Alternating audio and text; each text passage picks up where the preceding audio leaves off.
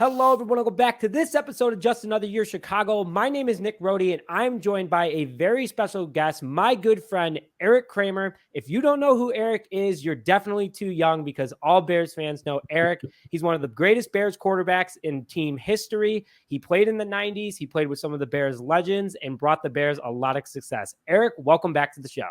Hey, appreciate it. Great to be here. And I'm like you, this is not just another year. This is more than that because I'm very excited, as I think you are too, as to where this team's and this organization's headed. So we can kind of kick things off with that, Erik. I mean, last year when we had our episode, we were saying that the Bears were potentially winning 6-7 games, which we knew they were rebuilding, but we didn't know they were only winning 3 games last year. So sounds like you're a little bit more nor optimistic. did I know they were rebuilding during the season, which I thought was a great move, by the way. So you agreed with trading Roquan Smith and Robert Quinn. That's one of my questions. 100%. So okay. I was about to say why. Because as good a player as Roquan Smith is, that dude will not take on a block. And I mean, he himself on several occasions, and I'm talking the year before as well, he personally was running through a gap where a defensive lineman already was and gash run. And then on several occasions last year, literally would not take on a block, wouldn't take one on, like matador linebacking. Do you think that was because I get it? He's a great athlete, but there's got to be a certain amount of want to that he doesn't have that you can't play with. That's true. Do you think it was because he wasn't getting his contract extension, or that's just who he is as a player? I would love for that to be the reason, because that means good riddance. Like, there's no looking back on that. And if I would have seen he wasn't good enough to start on his own team last year with the Bears. Wow. I mean, I never looked at it like that, but hearing it from your perspective, do you think Roquan played better under a different defense? Do you think Alan Williams' scheme was the problem? Like, what are you thinking from that? It's a 4-3 over-under scheme. Everybody in the league runs it and has forever. There is no way that defense was different than any other defense. You fill holes, you tackle. You drop in coverage, you cover. That's what you do. And he was himself getting overpowered.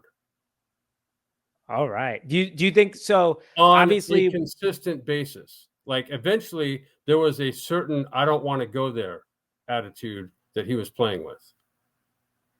See, it's interesting because as a fan, I never thought of it that way. But like, I'm sure going back to film, and there is a few occasions in my head popping in, like against Dallas, it happened a few times. The last game that he played in with the Bears, it just wasn't working. So that's a good perspective. That was game one onward, and that was also the season before last. So there was some consistency there. He's not here any longer for a reason. That's the reason. So it sounds like do you like every move that Ryan Poles has made so far? Every single one. Like, every single one, and I'm going to like it. And I'll tell you why. Okay. So let's start with one. Do you agree with? So here's one for fans that I'm sure they would love to hear from a quarterback's perspective. You know, Chase Claypool came into the season halfway through, didn't really know the playbook, but did you like the trade overall for practically the 32nd pick? Love it. Because Chase Claypool fits the mold of exactly what this team is looking for, not just at receiver, but every position on both sides of the ball. So he's at the height of his game, young, tons of upside, and he came along and joined the team at a time when Justin Fields was literally the worst quarterback in the NFL. Like, it's not even close. It was had Trey Lance not gotten hurt, that would have they would have been neck and neck for worst quarterback in the league. And so Trey Lance isn't starting in San Francisco for a reason also, not because he's injured. I was very happy we did not take Trey Lance. I have to say that. Like, I'm Justin Fields, like, going off of that question real quick, because we're going to go into what your favorite move overall has been so far. But for Fields, do you think he was the worst quarterback because of what he was given? No. Or no, you don't think he was? Why was he the worst quarterback? His decision-making was bad. His throwing motion was very, like, it got worse. Whoever he was working with made him worse. And you can't, this happens all the time. Like, I work with a lot of quarterbacks over the years, and everybody has to generate power somehow. Here's the 100%, like, for sure reason that blankets just about everybody how they do it wrong, including Justin Fields early last year. You can't have your lower body do that. Mm-hmm. You can't. When you do, the ball goes over here. And so it goes, and there's no base underneath when you release the ball. So you have to be in an athletic posture so that it's a combination of forward momentum. As soon as it hits the ball of your front foot, you push down to stand up. And then the whip comes out. Out comes the ball in the proper trajectory, in the proper pace, everything. When you turn like this, which is what Justin Fields still does from time to time, not as bad as he did before, but the ball, like we've all seen him try to throw a receiver screen, right? That dies in the grass. So that's exactly what I'm talking about. He's worse on the run, ironically, than he is in the pocket now. And it's because when he's on the run, he doesn't get lined up with where the ball's going and throw with, like, if he's a right-handed guy. So if he's running, I don't care to his left or right. His right foot is always the post foot. You can't fall away. If I'm throwing in this direction, I have to run in that direction. I can't throw in this direction while I'm running over here. That's right. The accuracy is not going to be as good as it should be, right? No. But what he has learned how to do is in the pocket, run for his life, for one thing, but also throw on time. And his mechanics, just playing catch, somehow improved during the season. Never saw that before. And so I think he is on an ascension with the rest of the team for that very reason. So going off of that, the team got a ton better. I mean, we acquired DJ Moore. We brought in Robert Tonyan. We got a whole new offensive line. From an offensive, I mean, you could say defensive if you want to, Eric, but what has been your favorite move this offseason by Ryan Poles and company for the team to head in that right direction? So the draft is what, an hour old, and we've got DJ Moore. What's the tackle's name from Tennessee? Darnell Wright, who was the guy that I thought should have been gotten all along. And yes, I agree. And acquired more draft picks, and then took what I thought were two great choices at defensive tackle, because they're both, were in systems not suited to their strengths in college. And these guys are, in my opinion, given a year or two, will be like, here's what they want as the Bears. They want you controlling your gap moving forward and squeezing. That's what they want. And they want somebody athletic and big enough that is going to cause a disruption for someone's offense. That's exactly what they got. And you've got linebackers that can go now, run and tackle. And so this is going to be fun to watch defensively. Offensively, I know that was your question, but you've got Nate Davis and I forget his name again, right on the right side, right? Right tackle, yep. And you've got who I thought was the Bears' best offensive lineman, like by a long shot, in Tevin Jenkins, moving over to left guard. You got Cody Whitehair, whose best years have been at center. And I still think free agency, which is not over yet, someone's going to fall. And someone's not going to get signed. Someone like money-wise is going to fall out of the tree. And I think Braxton Jones has made some improvement. He's a hell of a run blocker. But I think the fact that he's, Olin Kreutz has picked him up now and started working with him a little bit. I'm quite honestly a little suspect on the offensive line coach because you can't go through 17 games and have all 5 guys continually do the wrong thing every time, every game. Nobody got better. Nobody got better. And as a group, they were terrible.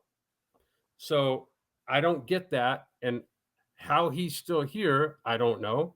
But the fact that Olin Kreutz has picked up Braxton Jones and started working with him a little bit also gives me room for hope.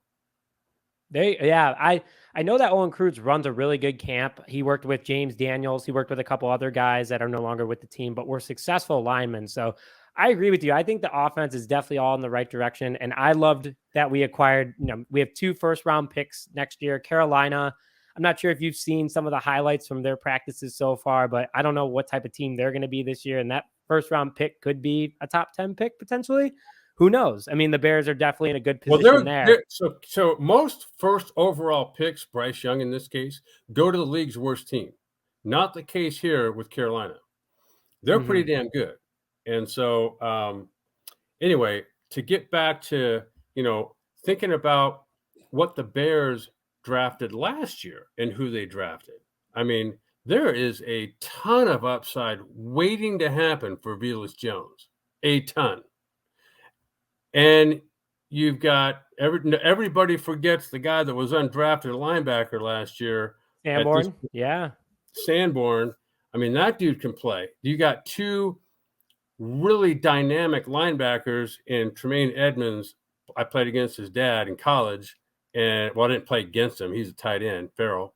But then you got him and TJ Edwards. So this, at the snap of I know it seems like a snap of the fingers, but a lot of work went into this between the combination of Ryan Poles' staff mixed with Matt Eberflus's staff. And they, to me, they hit a lot of home runs and a lot of easy stand-up doubles. They didn't whiff on one guy yet. And I think there's Chase Claypool is, you can't come into a brand new system in a brand new, like games into the season with basically a quarterback that's starting all over again and expect that to just magically blossom. Now you've got him, Velus Jones, and DJ Moore, and who's the speeder guy on the outside? Mooney. And so there's some depth there this year. And now working from day one, that's got me excited. I'll tell you one thing that from the very first game, and I did not understand this. I've never seen an offense that runs speed outs that aren't speed outs. That are speed outs until you stop and turn around. What the hell is that? So, I mean, San Francisco covered that like anybody would. And fortunately, Matt Eberflus figured out that some teams like to do that. They play outside man and play inside zone. Great. Now run everybody off outside and run people on crossing patterns that aren't getting covered man to man. Finally, he figured that out. But he was kind of suspect to the beginning of the year, to be honest with you. Sure. So that kind of leads me into another question about the coaching staff. So you're saying Chris Morgan, the offensive line coach, is a little bit on the hot seat. Matt Eberflus won you over as he's on my hot seat, but I don't make your decisions. Hot seat. No, you don't make decisions, but your personal hot seat. You're the front office. Chris Morgan's seat's a little warm right now. But let's go to from an offensive player, being the Bears, quarterback in the 90s, again, you own the single season passing record. You had a lot of success there with, your coaching staff and everyone involved, your wide receivers, your linemen. In regards to the Bears' current offense under Luke Getsy, do you like Getsy's offense? Do you wish you had an offense like it? Like, what is it more just designed for Justin? What is your overall opinion on Getsy's offense as a whole? From what I recall, I think I'll say this, but I'd say about 85% of it I love. About 15% of it I wouldn't want to be any part of. One of it, which is what I just mentioned. And I think that, it's the top running offense in the league for a reason. They can block, and they've got some good running backs. And I think they've got top to bottom better running backs this year than last year. I'm a big fan of David Montgomery, and I'm sorry that he left, but I also think that they overall upgraded. And I think a lot of Bears fans agree with you. Absolutely. Yeah. Twitter definitely agrees with you that it's a more dynamic running back room. Yeah. And so I think that the offense that I played in with the Bears was the best one ever invented. Hey, that's good to hear. A lot of people, a lot of our fans, a lot of our viewers are definitely, they remember, every time we've had you on has been like, I loved Erik Kramer. That offense was so awesome. So I think they would have to agree with you on that statement from their personal perspective. And it's probably good for them to hear that you also. I will say this. When I was in Detroit, we had by far better talent, like not even close. And I'd say that's because when I was with the Bears, we didn't have a Ryan Poles. It just wasn't going to happen. And that leads me to saying, as I said before, I think Ryan Poles is such a great, he might be the best acquisition this team has ever made. And I think, yeah. And so the fact that the McCaskey family, who I have no problem with, I know a lot of them, and I think they're good people, they don't belong running an organization like this. And so finally, someone, I don't know who had that idea, but somebody said, hey, let's go hire somebody who can really do this. And so Ryan Poles, they got, to me, is going to be around for a long time doing this. And I hope that's not even to say, what's the guy's name that's now the new president of the team? Kevin Warren. Warren. Another one. Probably another great hire who I've heard nothing but good things about. Yeah, it's from a fan to hear it from a former player that played for the Bears and enjoyed their time with the Bears. It's good to hear that, the culture and organization is all going in the right direction. And you've mentioned before that the McCaskeys are good people, and I think we can all agree to that. But when they finally backed off and said, we're going to let someone come in and consult this whole thing that knows football, it's worked out pretty well so far for Chicago, I think. Go ahead, Eric. No, I was going to say no argument. So a couple more questions I want to ask you, Eric. I know we only have so much time left and really appreciate you coming on. Is being a former starting quarterback in the NFL, what is the most important thing that Justin Fields needs to do in order to be more sound in 2023, what he's already built off of in 2022? Here's the thing that I haven't seen yet that I know he's capable of doing, just has to be taught how. And that is, in any zone defense, doesn't matter what it is, somebody on their team, on the defense, is going to be the key defender. They're going to be looking back at you. And so there's a way that you can utilize the receivers that he's responsible for taking and either freeze him where he's at or help keep him going where he's already going and throw opposite of that. That I haven't seen him do just yet. If you want to go from a B to an A, if you want to go from a Ford or a Ferrari, that's the next step. All right. Well, but everything else that we talked about last year, so I know you said that Fields at the beginning of last season was one of the worst quarterbacks in the league. Do you agree that he has made significant improvements every game and he is a full new level? So you are agreeing? Okay. I do. 100%. Like, if you just think about his throwing motion, what it used to look like in weeks 1, 2, 3, and 4, it was exactly what I described earlier.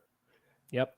Later, you could see him moving into throws, throwing with a lot more balance, anticipating throws, accurate all over the field. Ironically, the one game that on that stretch of good games where he looked like pedestrian Justin Fields was against the Lions. I mean, where did that come from? And I know the Lions are pretty good, but and that says something I think about them as well. You've got, the offensive line never did get its act together at any point in the season last year, other than running the ball. But Justin Fields was making up for that. Then all of a sudden, whoosh, like the brakes got slammed on, and he didn't even look like the same guy. Sure. Well, it's good that you see the improvement, because a lot of people don't think Fields made improvements last year. And obviously a lot of those people aren't Bears fans, don't really watch it totally. They just see that he ran for over 1,000 yards. Everyone's like, he's a running back. Like, no, he had nothing to work with. So, well, then that would make Steve Erik, Young a running back, and Roger Staubach a running back, and so on. Yeah, I'm happy you made that argument, because now we can. Those are Hall of Famers right there. So, two more quick questions for you, Erik. Now, you played at Soldier Field while you were with the Bears, and now there's, it looks like the Bears are moving out of Soldier Field in the next couple of years. Arlington Park is, being demolished. It's been approved. The Bears own the rights to the park. They own the land. What are your thoughts on the Bears moving to Arlington Heights? As a former player, do you think it's a good move, or do you think they should stay in downtown Chicago? Well, I think here's the business side of reality coming in, is that the city of Chicago and the Park District specifically have screwed that whole business up. So when I played, it was real grass. It was the worst field in the NFL that was real grass. And from what I understand, the Bears get no parking, no concessions. And so what I see happening here, so I live in LA, and I am now a Chargers season ticket holder. And what the Rams did, Stan Kroenke, is exactly what the Chicago Bears are looking to do. So bought a racetrack, have shopping and hotels and restaurants and everything going up. And the only difference is NFL Network came to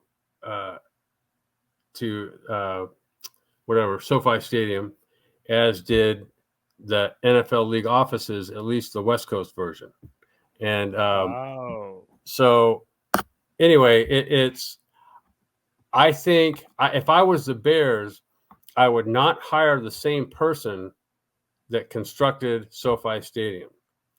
Not good. Interesting. And what the stadium I love is over in Vegas, the Raiders Stadium. Yes, I have to agree with you on that. So you've been there, I assume? Yeah. So a friend of mine, how old are you? What year were you born? What year were you born? 97. 97. Okay. So you might not know this name, Mike Utley. So he was a teammate of mine in Detroit. He's offensive lineman. And in 91, in a game, he was paralyzed from the waist down, and still is to this day. And great guy. He and his wife, Danielle, moved out to St. George, Utah, which is not far from Vegas. And so, joined him for a game. And my girlfriend Anna and I went, and just there's not a bad seat in the house. And it's just easy to get around. You know where you're going, and there's signs as to where you're going, and it's just I think if it was me, that's what I would do. It's a logistical nightmare as a fan to get to Soldier Field because you have to go. The Brown line's the closest it gets. It's blocks away. And Right. if you park, it's a 30-minute walk to park in a lot that isn't $150 to park in because they're all tailgate lots. Right. So it's an absolute nightmare. So I get it. It's nice to. I would love it to be just like Vegas is. I think Vegas is incredible. I would love to go to a game there. So maybe you and I can make that happen over the next couple Well, months. here's what's going to happen. Here's my thought of what's going to happen. Okay. It's going to be a dome stadium, and Right. they're going to get a Super Bowl, at least one, probably more, and then it will turn into what SoFi is. SoFi is an entertainment venue, not football. It's not just a football stadium. So every major music act comes to SoFi now. Yeah, Taylor Swift was there, right? Or will be there? Well, in my generation, the Rolling Stones were there. Yes. There you go. Hey, listen, I just know. Yeah, Taylor pretty Swift's much everybody anybody that comes to LA now comes to SoFi Stadium, and so the World Cup's coming here. It's just that's kind of what I see Chicago Bears doing, and there's going to be. Like I said, this is the business side of the NFL, but those that make their stadium a football stadium only are making a big mistake. Mm-hmm. Agreed. There's so much you can do. Final Fours, WWE, like you got it. UFC, everything. You name Yep. it. So, Eric, last question. I know we're coming up on time here, but last question, and this is the $1 million question Bears fans want to hear. What is your predictions for 2023? Record, playoffs, what do you think is going to happen this year? All right, so this is a stab in the dark, but I'll say the Bears, given all of their off-season acquisitions, which still, in my opinion, aren't even done yet, I can easily see them going, 9-8, 10-6, or 10-7. Is not out of the question at all. I think they and the Lions will both be the best two teams in the division, and there's an outside chance the Bears go to the playoffs. That's what we want to hear. That's what we want to hear. Why not? Why not? They're very well coached. They're now on an ascension these last two drafts and free agency periods, and they're young. They're young and getting younger. And I think it's a young coaching staff. So, and it's a young, personnel department and athletic director. So, general manager. So I think this is like all things point to the Bears, in my opinion, as, you've seen some worst to first over the years. And think about the Rams back when, who was Kurt Warner? And so, I think things can definitely turn around in a hurry, especially when you put things together the right way, which to me appears like the Bears are. And so you're saying Bears and Detroit for the division. You played for both teams. Which one has the edge and who could win the NFC North over the other? That is a great dilemma to even ask, to even contemplate, because I think there's so much in that. For so many years, they both went down the same hole in the same way. Now they're both coming out of that very hole in much the same way. And, I would certainly like to see the Bears kind of assert some dominance. I was actually sorry, in fact, to see Aaron Rodgers leave, because I thought that, this would be the perfect sort of, what would I call it? The sort of changing of the guard, right? For Justin Fields to kind of all of a sudden be the guy that then owns Green Bay. And so, which I think, I have a lot of respect for Aaron Rodgers, and I think he's going to do great with the Jets. And I think the Jets are going to do very well in part because he's there. So we'll see what happens. But I think if it comes down to which I think it will, the Bears and the Lions, I have to give the edge to the Bears. That's what we like to hear. And I know you played for both teams. I know you did well with both teams, but yeah, and I know, Erik, you're a very honest guy. You would say the Lions if it was the Lions, but like I said, they're very. I mean, they are very good, and so I remember calling Chris Spielman because he's involved with the program, with the owners, involved with the team now, and when they were like, I forget, 1-2, 1-3. I said, how is it these guys are this team looks so good? He goes, well, simple. This team is very well coached. And so I think you got two teams that are both very well coached, along with two very talented teams. Absolutely. Well, it's going to be fun when the Bears do play the Lions. And I know that they play them in the middle of the season both times, a few weeks apart. So I'm sure you and I will go back and forth on a few things there. Maybe we'll have you on before one of the matchups. I was kind of hoping they would both get the Thanksgiving game. Right. I was hoping for that too. But they actually play the week before. And so we'll see. And we'll see kind of how Jordan Love, right, is Green Bay. So now we'll see on Thanksgiving if that torch has been passed from one Green Bay quarterback to the next as seamlessly as it happened the first time around. I hope not. I just need a year that the Packers don't have a good quarterback. My entire life I've had Brett Favre and Rodgers. That's all I've had my entire life. And they had that one guy for a minute. He went to Seattle. Shoot, I forgot his name, but he had one like flick with the Packers when Rodgers was hurt and Favre went to New York. I forgot his name, unfortunately, but he signed a big contract with Seattle and wasn't the guy. Hasselbeck. Was it Hasselbeck? No, it wasn't. Well, so there was a string of quarterbacks that backed up Favre that were all good. Hasselbeck, right. Mark Brunell, Warner, and Detmer was there for a long time. So yeah, there was quite a few that came out of there. Quite a few coaches came out of there too.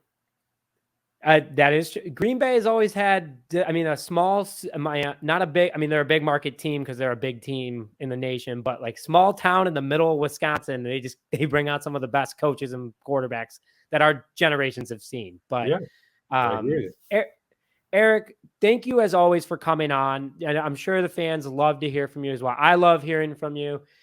We're going to have you on again later in the season, maybe a mid-season check-in right before that Lions game. But thank you, as always, for coming on. We really appreciate it. Very good. This is good hanging out for a little bit. Thanks, Nick. Absolutely. And thank you for joining this episode of Just Another Year Chicago. My name is Nick Rohde, joined along Bears former quarterback Erik Kramer, and we'll see you guys next time.